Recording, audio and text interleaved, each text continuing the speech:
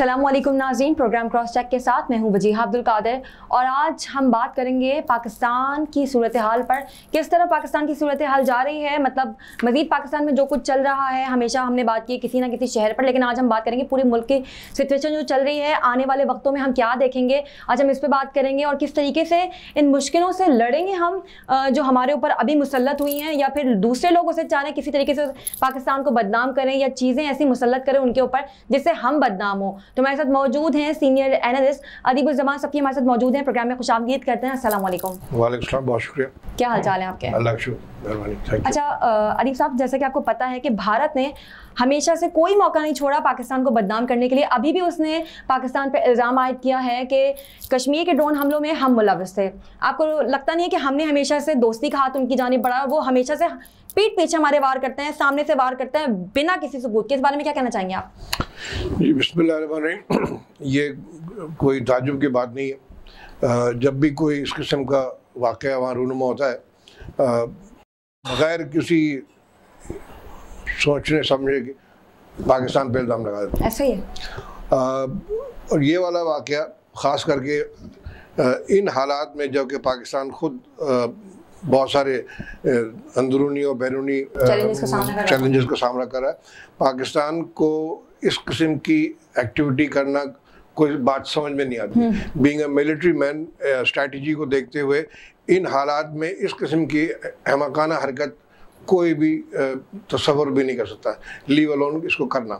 सो ये उनका जो जैसे पुलवामा का ड्रामा किया था और इससे पहले बहुत सारे काम करते रहे, ये भी एक उसी किस्म का एक था कि जिसको उन्होंने पाकिस्तान पे धरने की कोशिश की, लेकिन ये उस अंदाज से, उस मौसर अंदाज से असर नहीं हुआ।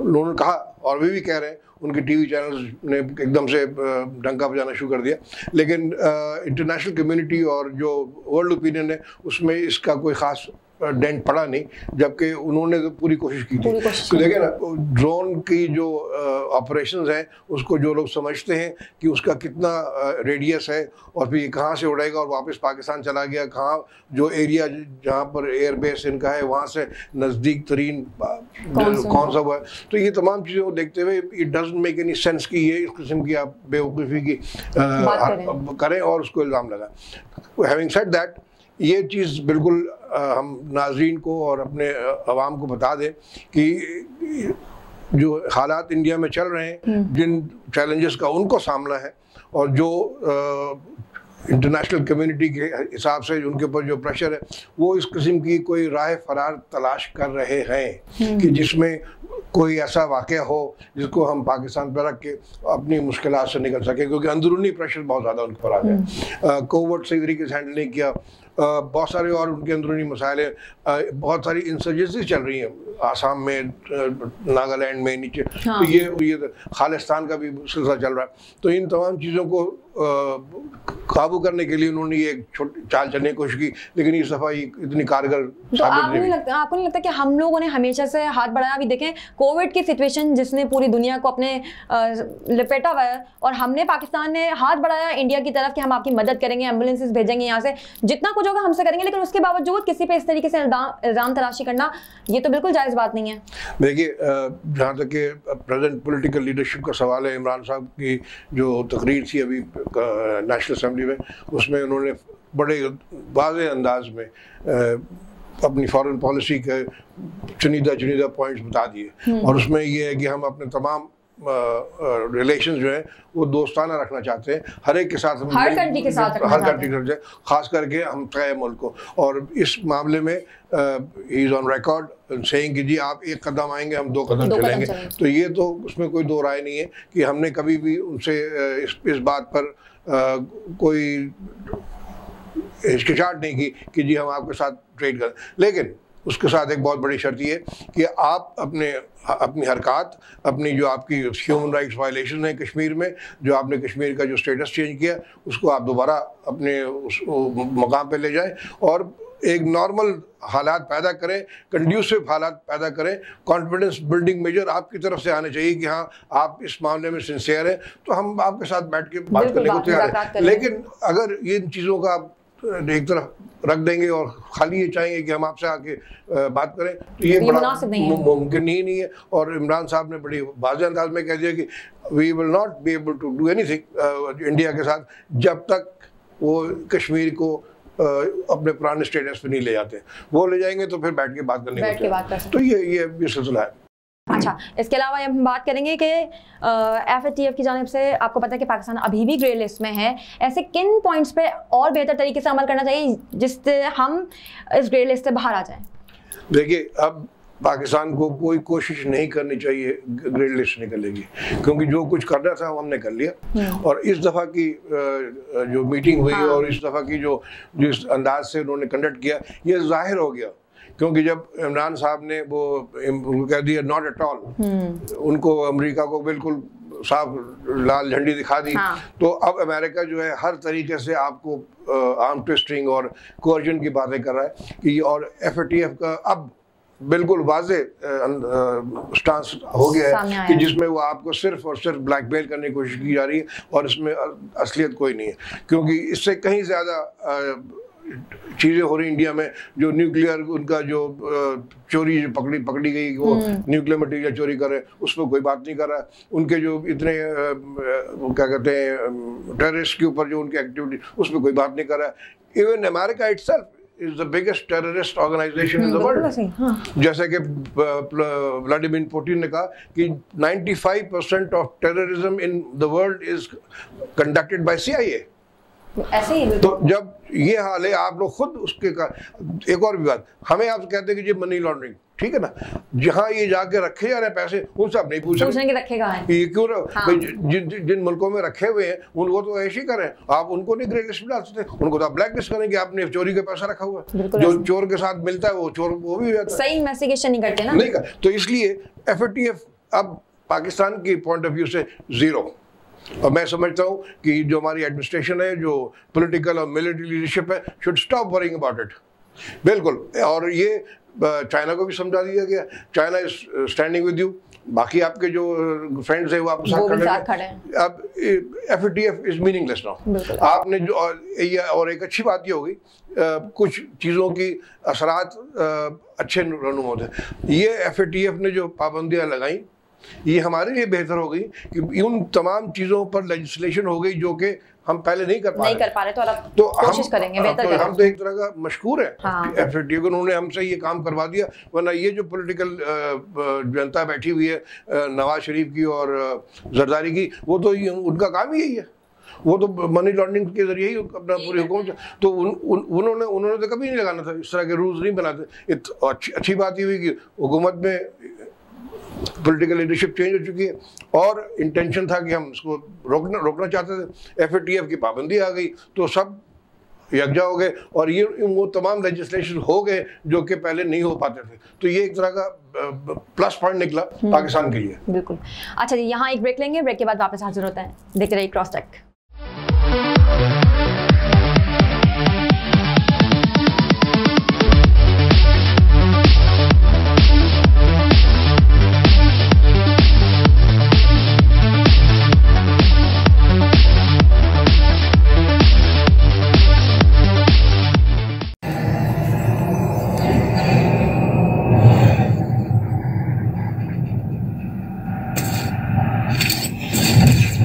Kaba Fusion is a pharmacist-owned, patient-focused team of professionals with over 30 years' experience providing intravenous medication to pediatric and adult patients in the comfort and safety of their own home. Founded by Dr. Sohail Masood, a pioneer in the home infusion industry and recipient of Ernst & Young's Entrepreneur of the Year Award, Kaba Fusion has 28 state-of-the-art compounding pharmacies across the country with service capabilities nationwide. Specializing in IVIG, SCIG, and acute therapies, our highly skilled infusion nurses are present throughout your treatment, and our clinicians are on call 24 hours a day. Please visit us at kabafusion.com for more information.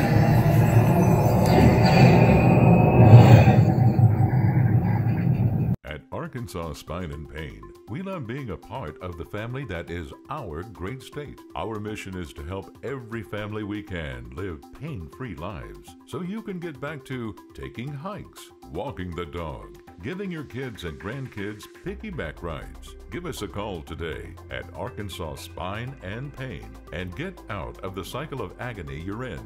You deserve to get your life back ASAP.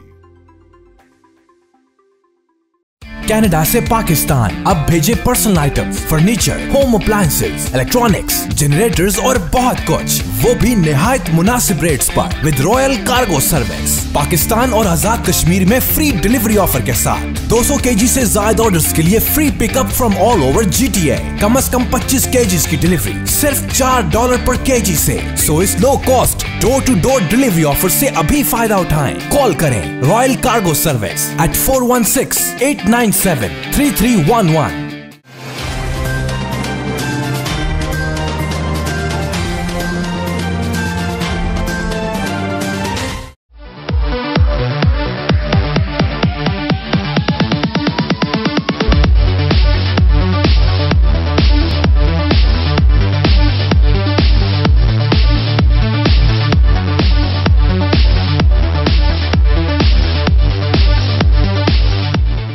Welcome back ji, हम वापस आ गए हैं और यहीं से continue करेंगे programme को। अब हम बात करेंगे कि पाकिस्तान के अंदर भी कुछ हालात चलते हैं और वो क्या हालात हैं। बाहर की तो अभी हमने बात कर ली, लेकिन अब अंदर के हालात जो चल रहे हैं आज हम उस पर भी बातचीत कर लेते हैं थोड़ी। तो हमारे साथ मौजूद है सफ़ी साहब, उनसे उनकी तरफ चलते हैं और मजीद उनसे गुफ्तगू करते हैं। अच्छा सफ़ी साहब, जैसे कि आपको पता है कि पाकिस्तान में भी बजट पेश किया गया है जिसपे कि Bilawal Bhutto Zardari chairman peoples party, उन्होंने कहा है कि ये बजट बिल्कुल भी नहीं, अच्छा बजट नहीं दिया आप लोगों ने, और आवाम जो है वो इमरान खान की तकरीरें सुनने नहीं बैठी हुई है, उनको उनका हक चाहिए। तो आपको नहीं लगता कि इमरान खान जितने साल 2018 में जब उनकी हुकूमत आई थी, अगर आप पीपल्स पार्टी की हुकूमत 2013 से देखें तो क्या दिया उन्होंने? रोटी कपड़ा मकान उनका मंजूर था जो कि आज तक नहीं मिला है।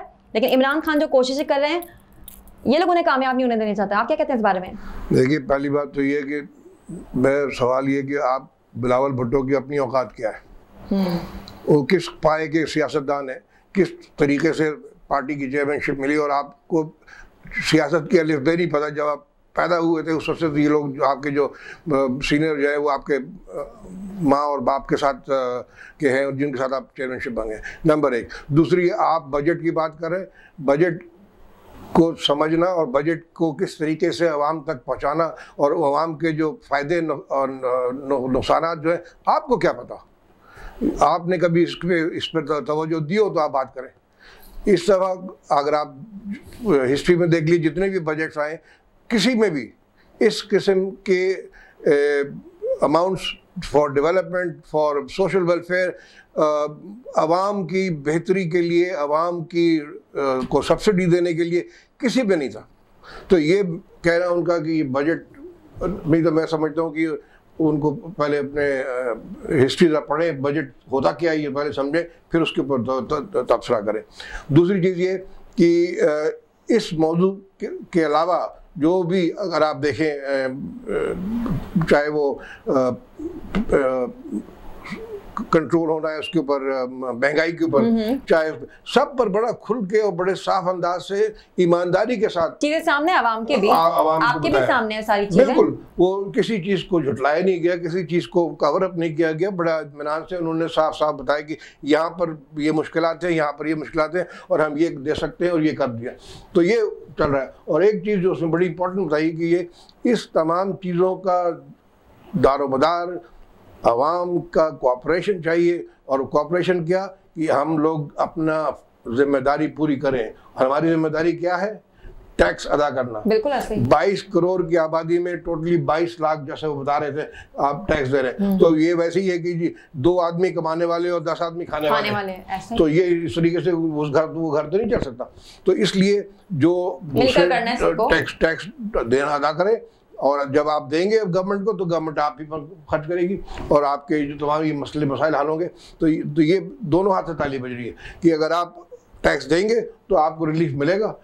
वो पिछला ज़माना ख़त्म हो गया कि वो अभी मुझे कल परसों पता चला कि सिंध में जो गाड़ियाँ रजिस्टर हुई हैं 2 साल पहले, उनको भी अभी तक नंबर प्लेट नहीं मिली है।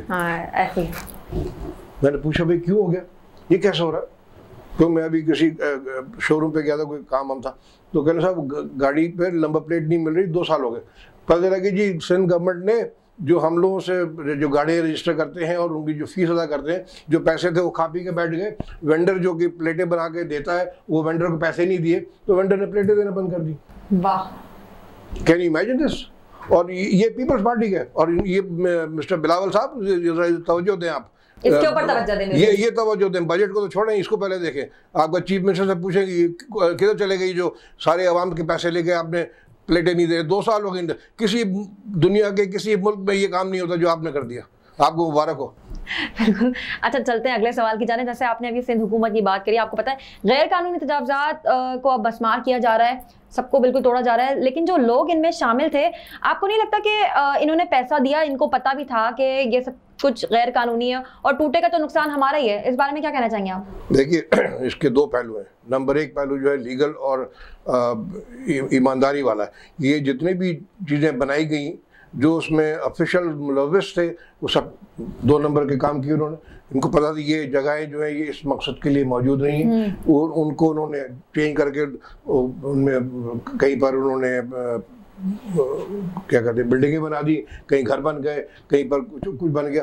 तो ये तमाम चीज़ें जो थी ये तो नाजायज़ बन गई। तो मेरा कहने का मकसद ये है कि दोनों जो गवर्नमेंट के ऑफिशियल्स थे उनकी बेईमानी इसमें शामिल थी, और हम जैसे लोग जिन्होंने जाके पैसे दिए वो भी जानते थे कि ये 2 नंबरी का काम कर रहे हैं, और हम सब ये कुछ ढकी छुपी बात नहीं होती। They know exactly, we all know कि ये चीज़ें जो है किस मकसद के लिए है।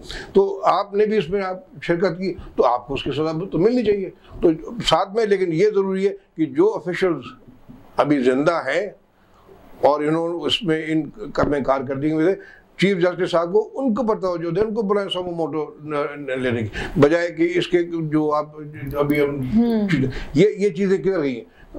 ये तो बिल्कुल वाज़ेह है, कोई मुश्किल तो नहीं है। आप पता करें कि इस दफ्तर का अगर मुलव्विस है जिसमें यहाँ पहले कौन था, कौन सबके पास रिकॉर्ड पड़ा हुआ, उन लोगों को बुलाइए, अपना FIA और पुलिस उनके जरिए बुलाइए, उनको अरेस्ट कीजिए, उन पे मुकदमा चलाइए, ताकि खाली उन लोगों को नुकसान नहीं होना चाहिए जिन्होंने पैसे लगाए। उनको मतलब उनको पता था, ठीक है, कोई सिंपैथी नहीं है, लेकिन खाली एक तरफा नहीं चाहिए, दोनों को, इनको भी सजा मिली तो उनको भी सजा मिलनी चाहिए।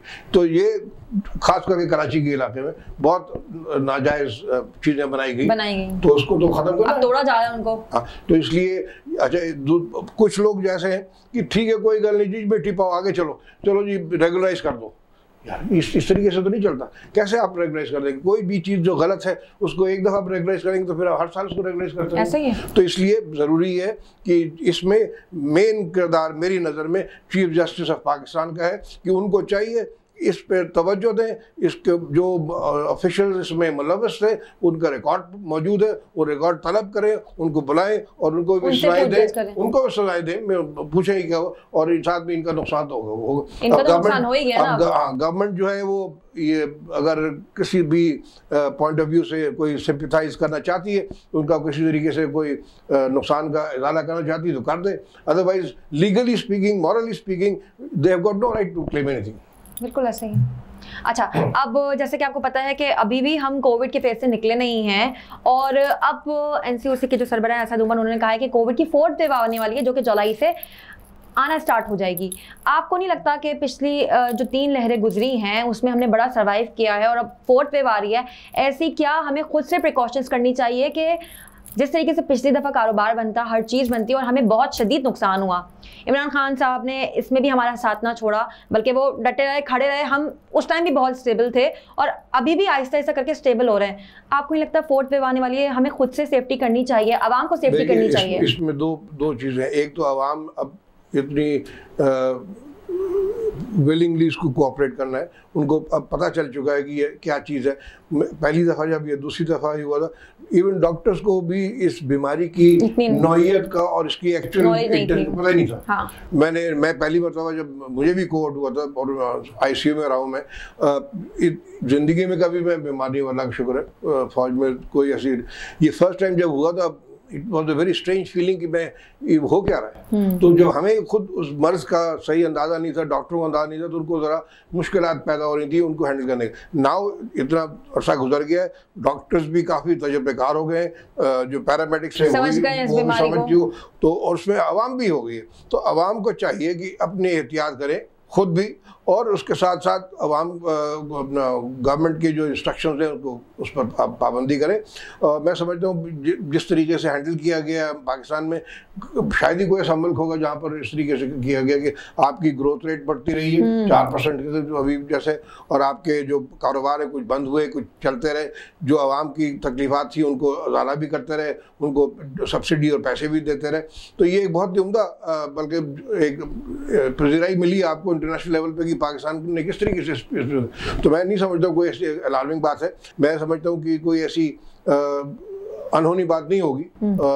जो हमारा है सेंटर जो कंट्रोल कर रहा है, they are very much aware, और एक ही चीज़ है आवाम से कि आप इंस्ट्रक्शंस फॉलो करें और उसके हिसाब से आप कोऑपरेट करें। मैं नहीं समझता कोई ऐसा मसला होगा। बहुत शुक्रिया जी। जी नाज़रीन, तो हमारे साथ मौजूद थे सीनियर एनालिस्ट अदीबुज़्ज़मान सफ़ी, जो कि जिन्होंने बड़े अच्छे तरीके से बताया कि आने वाले वक्तों में हमें किस तरीके से चैलेंजेस को फेस करना है, उससे बाहर निकलना है और किस तरीके से अपनी सेफ्टी करनी है। जो कि आपको पता है कि अभी कोविड भी आ रहा है, उसमें आवाम को चाहिए कि मास्क का इस्तेमाल करें, सैनिटाइज़र लाजमी यूज़ करें, क्योंकि 3 वेव तो गुजर चुकी हैं, 4थी आने वाली है। तो हमें ही स्टेबल करना होगा अपने मुल्क को और हमें ही उसको आगे लेके चलना है। इसी के साथ अपनी होस्ट वजीहा अब्दुल कादिर को दीजिए इजाज़त। देखते रहिए प्रोग्राम क्रॉस चेक।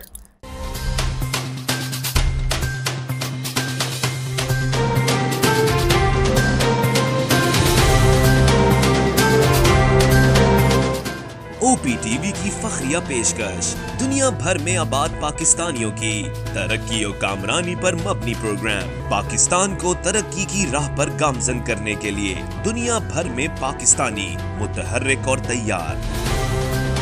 दुनिया भर के मुल्कों में पाकिस्तानी का उनकी तरक्की में हिस्सा देखिए। बैनुल अक़वामी मंजर में पाकिस्तानियों का समाजी, सियासी, तिजारती और मजहबी उमूर में भरपूर किरदार।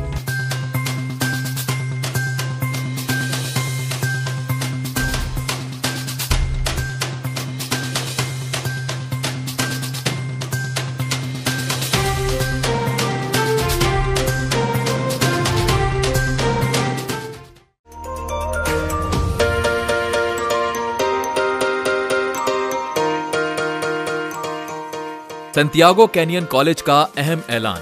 पाकिस्तानी तालिब इल्मों के लिए खुशखबरी। पाकिस्तान में घर बैठे आला तालीम के ख्वाहिशमंद कंप्यूटर साइंस और बिजनेस एडमिनिस्ट्रेशन में ऑनलाइन ट्रेनिंग प्रोग्राम के तहत 2 साला डिग्री प्रोग्राम पेश करता है। ऑनलाइन पढ़ने वाले तुलबा प्रोग्राम की तकमील के बाद कैलिफोर्निया की नामवर यूनिवर्सिटियों में दाखिले के अहल होंगे। सैंटियागो कैनियन कॉलेज अमेरिका में दाखिलों की जमानत देता है। सैंटियागो कैनियन कॉलेज का खुसूसी प्रोग्राम पाकिस्तान के लिए, आपके ख्वाबों की तामीर, आला मुस्तकबिल की तामीर। आज ही दाखिले के लिए मंदरजा झेल नंबर्स पर राब्ता कीजिए।